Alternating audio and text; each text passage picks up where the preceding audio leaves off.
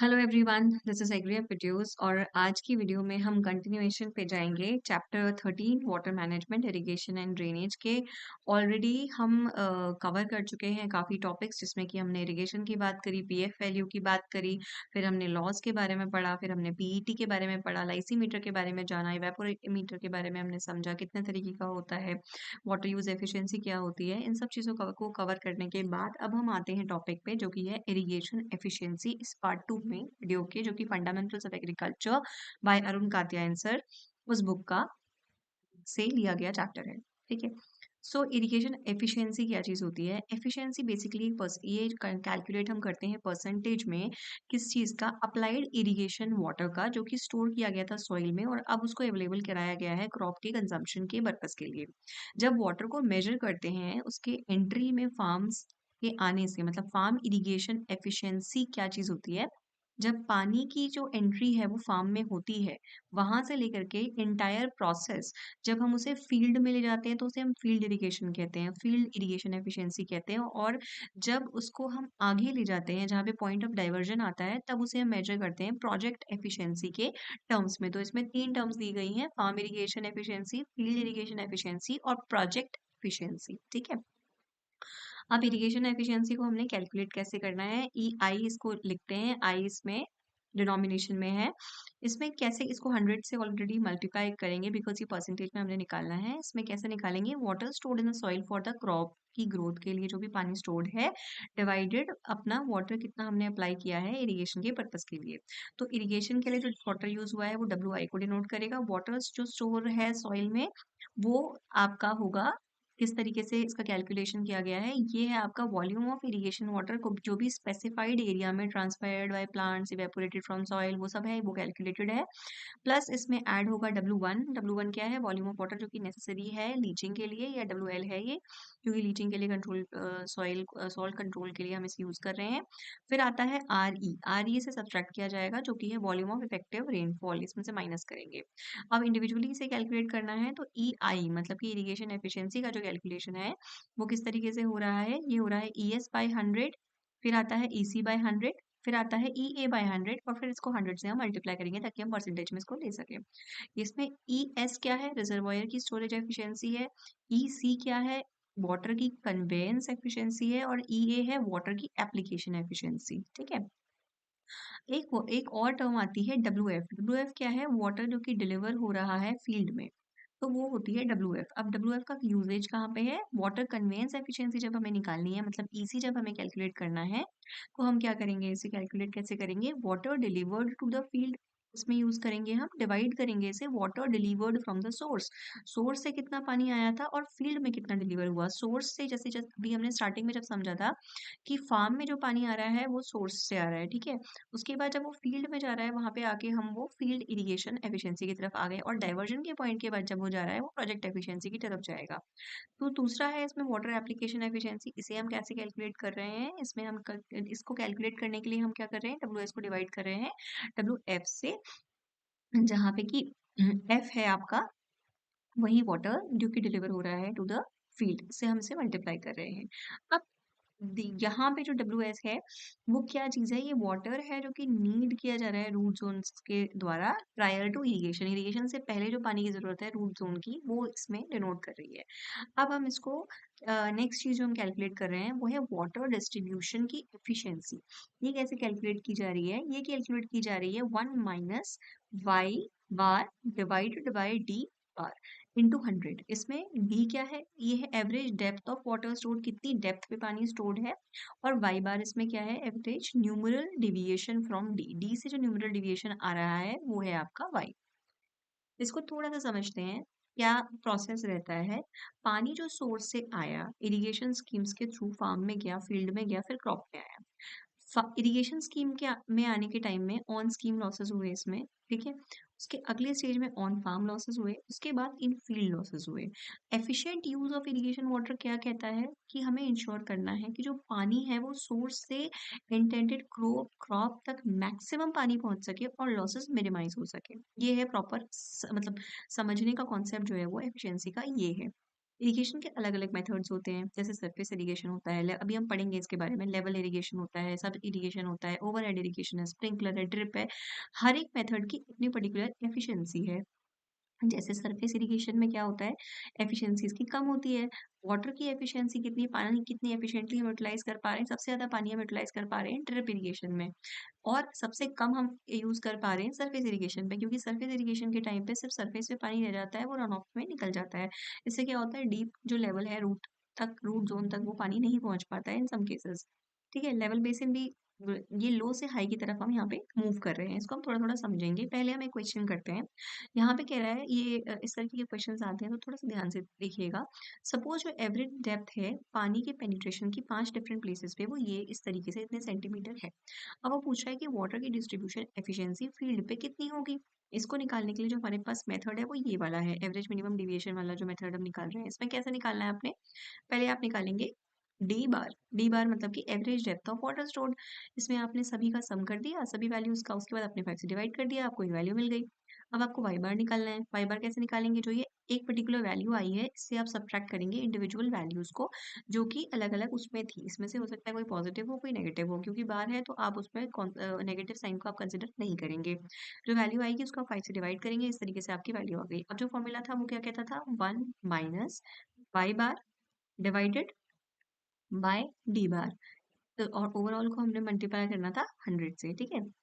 तो यहाँ से आपकी वैल्यू निकल के आ जाएगी।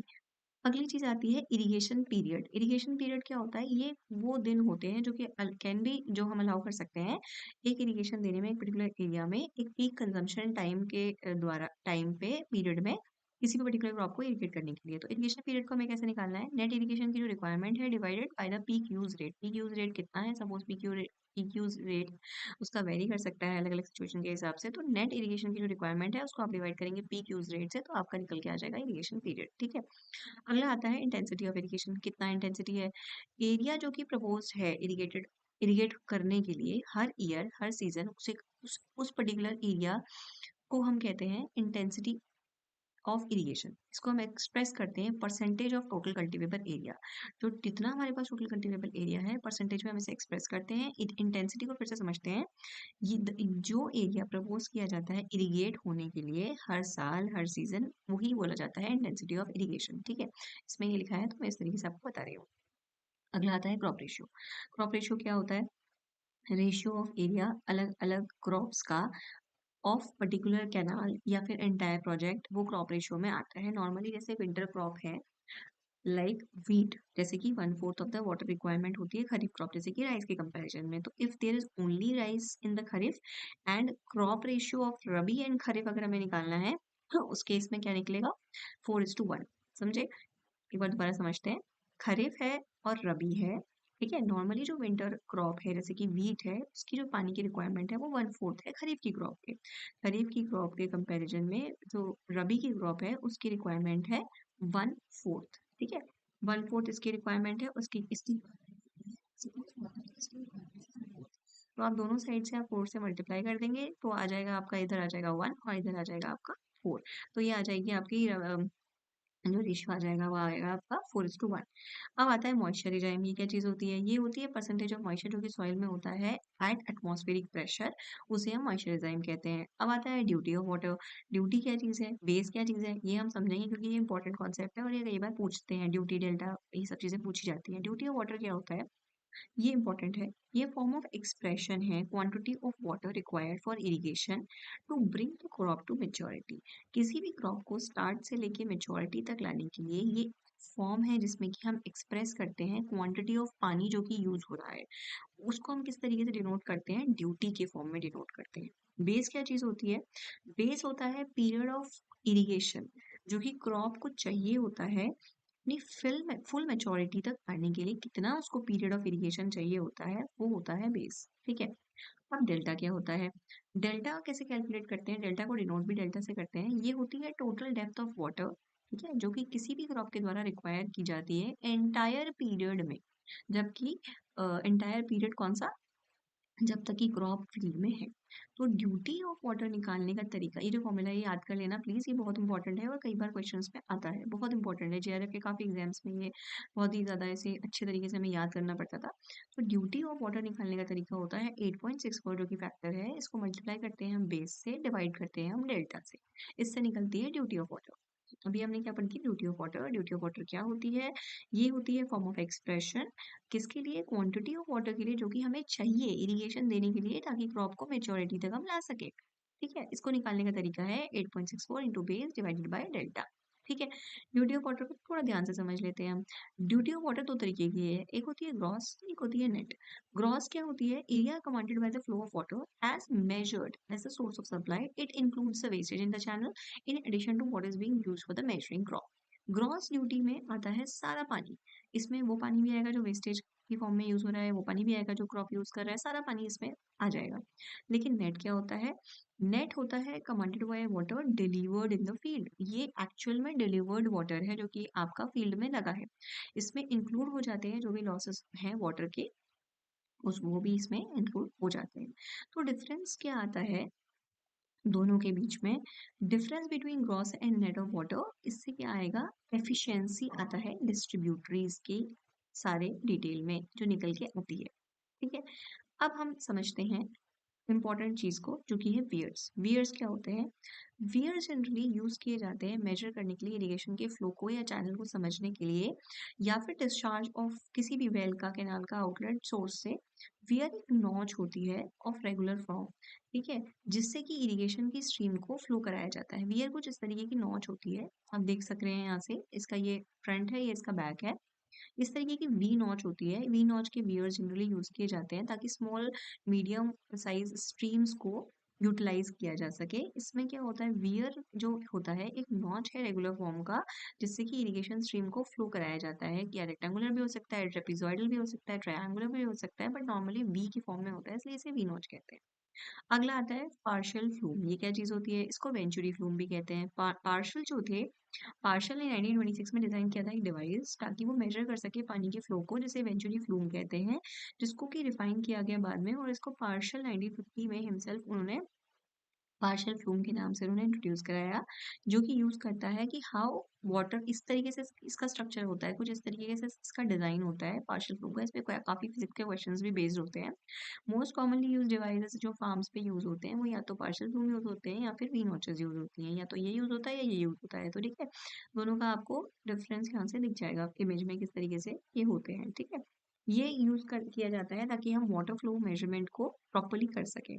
अब आया हमारा इम्पोर्टेंट नेक्स्ट टॉपिक जो कि है मेथड्स ऑफ इरिगेशन। देखो अलग अलग तरीके का मेथड होता है। एक होता है सरफेस इरिगेशन, जहाँ पे आप सरफेस सरफेस पे इरिगेट करते हैं, इसके बहुत सारे मेथड्स हैं। उसके बाद आता है अगला मेथड जिसे बोलते हैं सब सरफेस इरिगेशन या फिर सब सॉइल इरिगेशन। ठीक है, ये होता है सब सरफेस इरिगेशन, जबकि सरफेस के थोड़ा सा नीचे हम इसको इरिगेशन करते हैं। दो मेथड्स हमारे इंपॉर्टेंट मेथड्स होते हैं, तो थोड़ा सा डिटेल में समझेंगे दोनों मेथड्स को, थोड़ा फटाफट क्विकली करेंगे इसको हम। पहला होता है फ्लडिंग। फ्लडिंग सिंपली है कि आपने पानी भर दिया, आपने फील्ड को पानी से भर दिया। इसके भी अलग अलग तरीके होते हैं, बेसिन इरिगेशन होता है, फिर बॉर्डर इरिगेशन होता है, फिर फरो इरिगेशन होता है, अलग अलग मेथड्स हैं। बट नॉर्मली क्या होता है, एक्सक्लूसिवली इसको राइस में यूज किया जाता है, जहाँ पे कि एक पर्टिकुलर लैंड को हम कवर कर देते हैं और उसको भर देते हैं पानी से, वो हो गई फ्लडिंग। दूसरा आता है check basin method. Check basin method में, चेक बेसिन वैसे भी नाम से ही बता रहा है कि चेक बेसिन, चेक चेक कर रहे हैं हम कहीं पे, तो कैसे चेक करेंगे? ये मोस्ट कॉमन ये मेथड होता है जो कि स्प्रेड करता है टाइमिंग ऑफ वाटर को लो टू मिनिमम परकोलेशन के लिए, ताकि लॉसेस कम हो सके। सुटेबल होता है ये क्लोज ग्रोइंग क्रॉप्स के लिए। साइज होता है जो चेक बेसिन का, वो रेंज करता है 4x3 या 6x5 तक जा सकता है, डिपेंडिंग जो भी स्ट्रीम का साइज है या सॉइल का टेक्सचर है। इसका जो एडवांटेज होता है, फायदा क्या होता है इसका? चली जाता है इस मेथड में पानी, हमें ऐसे ये होता है ना, ये वाला मेथड, इसमें हमने बाड़े बना दिए और बाड़ों के थ्रू हमने एक मेन लेन से छोटी छोटी लेन से हमने निकाल दिया, तो पानी प्रॉपरली जाएगा।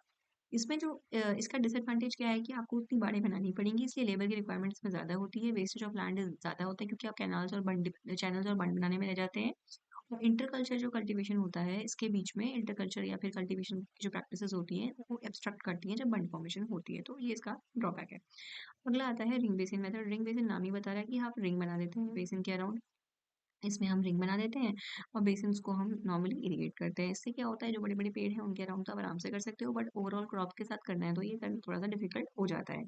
अगला आता है बॉर्डर स्ट्रिप। इसमें आप इस तरीके से कुछ इरिगेशन का मेथड यूज़ करते हैं। इसमें फील्ड में आप लंबे-लंबे स्ट्रिप्स काटेंगे, बॉर्डरिंग करेंगे, स्मॉल-स्मॉल बंड बनाएँगे। लेंथ जो स्ट्रिप्स की होती है वो 30 से लेके 300 मीटर तक जा सकती है। विड्थ जो है 3 से लेके 15 मीटर तक जा सकती है। हाउएवर मोस्ट कॉमन जो साइज़ होता है वो 30 से 50 मीटर का होता है लेंथ में और 3 से 5 होता है विड्थ में। स्लोप जो है इसकी रेंज करती है 0.1 से 1% के बीच में, जो कि सूटेबल होती है क्लोज ग्रोइंग क्रॉप्स के लिए और मीडियम से हेवी टेक्सचर्ड सॉइल के लिए, बट सूटेबल नहीं होता है किसके लिए, सैंडी सॉइल के लिए ये अच्छा मेथड नहीं माना जाता है। अगर आपकी कहीं आप पर्टिकुलर किसी की जॉब में लगते हैं, आपकी कहीं नियुक्ति होती है एंड आपको कहीं पे बताया जाता है कि आपको बॉर्डर स्ट्रिप मेथड करना है, तो आप अगर फार्मर को सजेस्ट करेंगे तो आप सैंडी सॉइल के लिए आप इस मेथड को सजेस्ट नहीं करेंगे। इसका डीमेरिट क्या है कि जो डिस्ट्रीब्यूशन होता है पानी का वो यूनिफॉर्म नहीं होगा। यहाँ पे तो प्रॉपर पानी पहुंचेगा, लास्ट एंड तक नहीं जा पाएगा बिकॉज स्लोप की जो रेंज है वो वेरी करती है। मेरिट क्या है, क्योंकि लार्ज स्ट्रीम होती है तो एफिशिएंसी आपकी इसमें बढ़ जाती है। अगला आता है फरो मेथड। फरो होता है, इस तरीके के स्ट्रक्चर्स को फरो कहते हैं। ये होता है सुटेबल जो कि क्रॉप्स को, उन क्रॉप्स के लिए जिनको हम रजिस्टर फरो में ग्रो करते हैं, जैसे कि सोरगम है, मेज है, कॉटन है, टोबैको है, ब्रिंजल है, टोमेटो है, पोटैटो है, शुगर केन है, इन सब के लिए अच्छा होता है। फरो की जो लेंथ होती है वो 30 से 300 मीटर तक जा सकती है। बहुत सारे वेरिएशंस होते हैं डिपेंडिंग अपॉन द सिचुएशंस, ठीक है। अब इसका पहला मेथड आता है कोरुगेशन। कोरुगेशन क्या चीज़ है? इसमें स्मॉल और शैलो फरोज बनाई जाती है जिनको हम कोरुगेशंस कहते हैं, ठीक है। समटाइम्स इनको बनाया जाता है बॉर्डर स्ट्रिप मेथड के केस में ताकि एफिशिएंसी को बढ़ाया जा सके, और ये सूटेबल होता है वीट, सिटेरिया या फिर ग्राउंडनट जैसे क्रॉप्स के लिए। दूसरा आता है आपका शॉर्ट फरोज। शॉर्ट फरोज क्या होती है? ये 5 से 6 मीटर की इनकी लेंथ होती है और 5 से 6 रोज में इनको ग्रुप किया जाता है इंटू बेसिन, जाके इरिगेट कर सके किचन गार्डन्स को स्मॉल स्ट्रीम्स के साथ। अब अगला क्या है, कोरुगेशन और जो शॉर्ट फरोज हैं इनको कैटेगराइज किया जाता है एवरी फरो इरिगेशन के अंडर, यानी कि ईएफआई के अंडर। इन दोनों मेथड्स को, कोरुगेशन को और शॉर्ट फरोज को, इनको बोलते हैं एवरी फरो इरिगेशन का मेथड है, ठीक है। उसके अलावा मेथड होते हैं जैसे कि स्किप इरिगेशन या फिर ऑल्टरनेट ऑल्टरनेट फरो इरिगेशन। इसमें क्या होता है, पानी को हम अप्लाई करते हैं एक साइड से ऑफ ईच क्रॉप। देयरफॉर जो पानी अप्लाई होगा वो रिड्यूस करेगा 20 से 25% ईएफआई को, और क्रॉप यील्ड में भी रिड्यूस बाय 2 से 16% के आसपास। अगला होता है वाइड स्प्रेड फरो इरिगेशन। इसमें फरो होते हैं 2 से 5 मीटर अपार्ट, हैविंग 2 और मोर क्रॉप्स, ठीक है। इसमें इरिगेटेड होती हैं। एडवांस जो होता है पानी का वो स्लो होता है इस केस में कंपेयर टू ईएफआई के केस में, जो ऊपर के दो केसेस थे। पानी अप्लाई किया जाता है अबाउट हाफ फॉर वाटर, जो कि पानी जितना लगेगा इसमें आधा पानी लगता है ऊपर वाले के कंपैरिजन में। अगला आता है विद इन रो इरिगेशन। ये स्लाइटली डिफर करता है फरो इरिगेशन के मेथड से प्लांटिंग के मेथड में, बिकॉज इस मेथड में पानी को हम रिड्यूस करते हैं यूज के लिए। यहाँ पे प्री सोइंग इरिगेशन दिया जाता है और सीड को प्लांट किया जाता है फरो में ही। सब्सिक्वेंट इरिगेशन जो दिए जाते हैं वो शैलो डेप्थ में दिए जाते हैं फरो के, ठीक है। इसमें वाटर रिक्वायरमेंट जो होती है इस टाइप के इरिगेशन में वो 40% तक कम होती है कन्वेंशनल फरो इरिगेशन के कंपैरिजन में। फरो इरिगेशन का फायदा क्या है कि जो पानी होता है फरो में वो कांटेक्ट में आता है only 1/2 to 1/4 of the land surface. इससे क्या होता है, जो इवेपोरेशन के लॉसेस हैं वो कम हो जाते हैं। रस्ट की प्रॉब्लम भी अवॉइड हो जाती है। इंटरकल्चर ऑपरेशंस पॉसिबल हो पाते हैं बिकॉज लेबर की रिक्वायरमेंट इसमें की कम होती है, ठीक है। इस तरीके से इसके कुछ मेरिट्स हैं। अगला आता है सर्ज इरिगेशन। सर्ज इरिगेशन में क्या होता है, इसमें हम इंटरमिटेंटली अप्लाई करते हैं पानी को फील्ड में अंडर ग्रेविटी, ठीक है। अंडर ग्रेविटी फ्लो जो कि रिजल्ट करता है series of on end of mode चलते हैं इसमें टाइम स्पैन के हिसाब से। इसका मेरिट क्या है, फायदा क्या है कि इनफिल्ट्रेशन यूनिफॉर्मली बढ़ जाता है, डीप पर्कुलेशन कम होता है, क्योंकि कंपेरेबली अगर हम चेक करें कंटिन्यूअस वाटर एप्लीकेशन के कंपैरिजन में, बिकॉज इंटरमीडिएट वेटिंग होती है फिर डी वाटरिंग होती है। तो इस गीला करेगा लैंड को फिर छोड़ देगा, गीला करेगा फिर छोड़ देगा, ऑन एंड ऑफ मोड चलता है, इसलिए ये बेनिफिशियल माना जाता है। अगला आता है एप्लीकेशन। आगे बढ़ी चैनल में, इससे पहले मैं आपसे जस्ट रिक्वेस्ट करना चाहूंगी, अगर आपको वीडियो पसंद आ रही है, मेरे एफर्ट्स पसंद आ रहे हैं, प्लीज चैनल को सब्सक्राइब कीजिए, अपने फ्रेंड्स के साथ शेयर कीजिए, ताकि मुझे भी आगे आने वाली वीडियोस के लिए मोटिवेशन मिलता रहे। तो अगला टॉपिक है कैब्लिगेशन। कैब्लिगेशन क्या होता है, इसमें केबल्स डाली जाती हैं इसलिए इसको कैब्लिगेशन कहते हैं। ऑटोमेटिक मेथड्स होता है ताकि पानी को सेव कर सकें, लेबर को बचा सकें। इसमें आप गेटेड पाइप सिस्टम लगाते हैं, ऑटोमेटिक सिस्टम लगाया जाता है, प्लग्स लगाए जाते हैं, ताकि वो डाउनवर्ड स्लोप थोड़ी सी दी जाती है ताकि कंट्रोल फॉर्म में हम इरिगेशन को कर सके, ठीक है। अगला आता है मेथड सब सरफेस। इसमें अब जो भी मेथड आएंगे वो सब सरफेस होंगे। सब सरफेस में क्या होता है, ये एक अंडरग्राउंड परफोरेटेड पाइप्स आप लगाते हैं, डीप ट्रेंचेस में लगाते हैं, 15 से 30 सेंटीमीटर या 30 मीटर के इंटरवल्स में आप इसे लगाते हैं, ताकि आपका मेन फोकस होता है इसमें कि रूट जोन आपकी वेट रहे, कैपिलरी मूवमेंट्स आपके पॉसिबल हो पाए, उससे कि ये बेनिफिशियल रह जाता है। फायदे क्या होते हैं? इवेपोरेशन लॉसेस कम होते हैं, वीट की प्रॉब्लम कम होती है, डीप ट्रेंचेस को इरिगेशन के ड्रेनेज के लिए आप इस्तेमाल कर सकते हैं, सूटेबल होती है जहाँ पे पानी की वाटर टेबल शैलो होती है, लेकिन नुकसान भी है। नुकसान क्या है? डीप परकोलेशन हो जाता है कभी कभी ट्रेंचेस के थ्रू, और पाइपलाइन को मेंटेन करना डिफिकल्ट होता है इन केस जहाँ पे कि जो एक अटैक होता है या फिर रेगुलर जो मेंटेनेंस कॉस्ट है वो बियर करना थोड़ा डिफिकल्ट होता है। ये मेथड जनरली केरला के कोकोनट गार्डन्स में प्रैक्टिस किए जाते हैं और कश्मीर में भी वेजिटेबल्स के लिए प्रैक्टिस किए जाते हैं। ठीक है। अगला आता है स्प्रिंकलर इरिगेशन। स्प्रिंकलर में क्या होता है? आपने एक तरीके से फव्वारा होता है, पानी को अप्लाई करते हैं हम स्प्रे की फॉर्म में as rain over the crop. इसमें जो रेट ऑफ वाटर की डिलीवरी का रेट होता है वो करीब करीब 1000 लीटर पर आवर से ज़्यादा होता है। ये ऑपरेट करता है प्रेशर में जो कि 2.5 बार से ज़्यादा होता है, और पानी को फेंकता है, स्प्रे करता है अप टू डिस्टेंस लगभग 10 मीटर तक भी जा सकता है। फायदे क्या है? नो कन्वेंस लॉसेस, इसमें कन्वेंस लॉसेस नहीं है, यूनिफॉर्म एप्लीकेशन होता है पानी का, इरिगेशन एरिया बढ़ा सकते हो आप 1 1.5 से 2 टाइम तक सेम अमाउंट ऑफ पानी के साथ। पानी की बचत होती है 20 से 50% के आसपास, सेविंग होती है 10 से 16% लैंड की आपकी बचत होती है, रन ऑफ और इरोजन इनंडेशन का कोई रिस्क इसमें नहीं रहता है। सुटेबल होता है ये सैंडी के लिए, शैलो के लिए, सॉइल के लिए जहाँ पे कि लैंड लेवलिंग डिफिकल्ट है, जहाँ पे स्टीप स्लोप्स हैं, रोलिंग टोपोग्राफीज है, अंडुलेटिंग टोपोग्राफीज है, उनके लिए भी सुटेबल होता है। सलाइन और लीची सॉइल, लीचिंग सॉइल्स के लिए भी बहुत सुटेबल है। लेबर की स्कैर्सिटी है वहाँ भी काफी अच्छा है। स्प्रिंकलिंग, पानी की स्प्रिंकलिंग करने से क्या होता है? फ्रॉस्ट से पहले टेम्परेचर मेंटेन होता है और फ्रॉस्ट डैमेज कम होता है, लेकिन इसके कुछ ड्रॉबैक्स भी हैं। नॉट यूज एंड हाई, अगर आपकी विंड की वेलोसिटी ज़्यादा है तो वहाँ पे ये प्रॉब्लम कर सकता है। बहुत ड्राई विंड्स है वहाँ पे सूटेबल नहीं होता है। पावर की रिक्वायरमेंट होती है हाई, क्योंकि इसमें काफ़ी पावर की ज़रूरत होती है फेंकने के लिए पानी को। हाई इनिशियल कॉस्ट है, स्प्रेडिंग ऑफ डिजीज भी इसमें हो सकता है। इसमें इसके ये सब चीज़ें इसकी ड्रॉबैक्स हैं। अब आते हैं हम ड्रिप या ट्रिकल इरिगेशन की तरफ। ये इज़राइल में डेवलप किया गया था। डिस्चार्ज रेट जो होता है ड्रिपर का जनरली 1 से 4 लीटर पर हेक्टेयर होता है, और पानी डिफ्यूज करता है कैपिलरी एक्शन में के थ्रू सॉइल में। ठीक है, ड्रिप बूंद बाय बूंद इसमें पानी बूंद बूंद बूंद बूंद टपकता रहता है और सॉइल को मिलता रहता है, सॉइल से आपकी रूट्स को मिलता रहता है। इसमें मेन पाइपलाइन होती है एक, फिर सब सब मेन्स होती हैं, लेटरल्स होती हैं और एमिटर्स होते हैं। इसकी सेपरेट वीडियो बना रखी है, आप चेक कर सकते हैं उनसे। अनलाइक स्प्रिंकलर हेड्स जहाँ पे कि आप प्रॉपर हेड स्प्रिंकलर हेड्स इस तरीके से यहाँ पे आप प्लेस करते हैं, एमिटर्स जो हैं वो रिलीज करते हैं पानी को बिना किसी प्रेशर के। इसमें प्रेशर का इन्वॉल्वमेंट नहीं रहता है। ठीक है। डिस्चार्ज जो होता है मोस्ट एमिटर्स का, वो 1 से लेकर के 15 से 20 लीटर तक भी जा सकता है। Number of emitters per unit area depend करता है, कितनी आपकी प्लांट की स्पेसिंग है, क्या सॉइल की कैरेक्टरिस्टिक्स है, रूट का डेवलपमेंट कैसा है, डिस्चार्ज कितना है एमिटर्स का, सब चीज़ों को ध्यान में रखते हुए एमिटर्स लगाए जाते हैं। लेटरल जो होता है उसको लूप किया जाता है अराउंड बेसिन के अराउंड, ठीक है, ताकि ज़्यादा से ज़्यादा नंबर ऑफ एमिटर्स प्लांट को मिल सके। इरिगेशन जो इंटरवल्स होते हैं वो 1 से 4 दिन का होता है, इसमें 50 से 70% पानी बच जाता है। एक्यूट जहाँ पानी की शॉर्टेज है वहाँ के लिए बहुत अच्छा है। Deep percolation, surface run of, evaporation के लॉसेस इसमें मिनिमम होते हैं। पानी मेंटेन किया जाता है फील्ड कैपेसिटी में पूरे टाइम।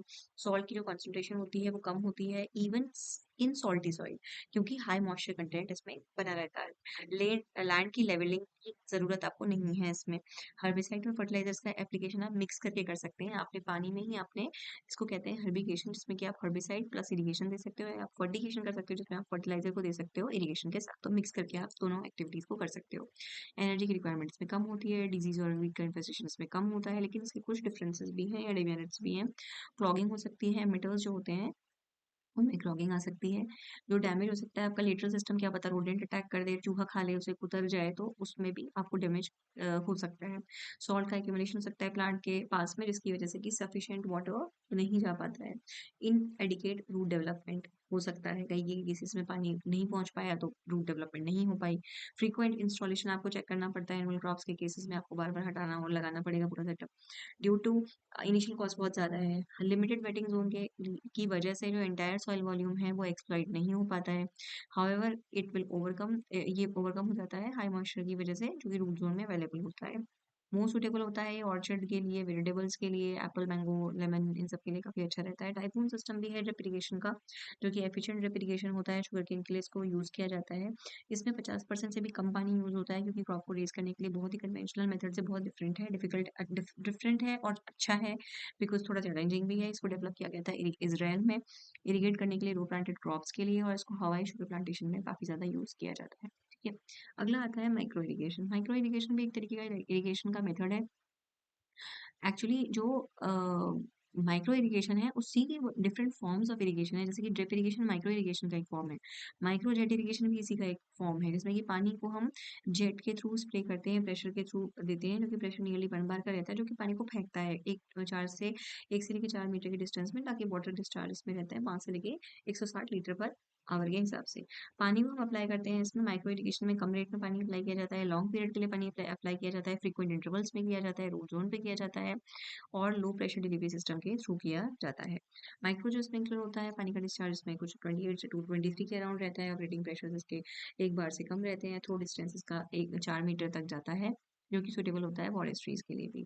एक आता है बबलर इरिगेशन। बबलर इरिगेशन क्या चीज़ होती है, इसमें वर्टिकल राइजर्स होते हैं, इनको एंकर किया जाता है स्टेक्स में या फिर पोस्ट में, उनकी हाइट होती है पर्टिकुलर डिफरेंट लेवल्स पे, उनकी हाइट रखी जाती है, जितना रेट डिजायर्ड है वो रखा जाता है, और वाटर बबल्स को इनको ओपन कर दिया जाता है वर्टिकल ट्यूब्स में।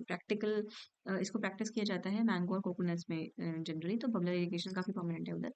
पडलिंग क्या होती है, पडलिंग होती है इरिगेशन बिफोर सोइंग, जैसे कि क्रॉप्स में की जाती है, उसे हम पडलिंग कहते हैं, ठीक है। एक इंपॉर्टेंट चीज है ड्रेनेज, थोड़ा सा समझ लेते हैं इस चीज को।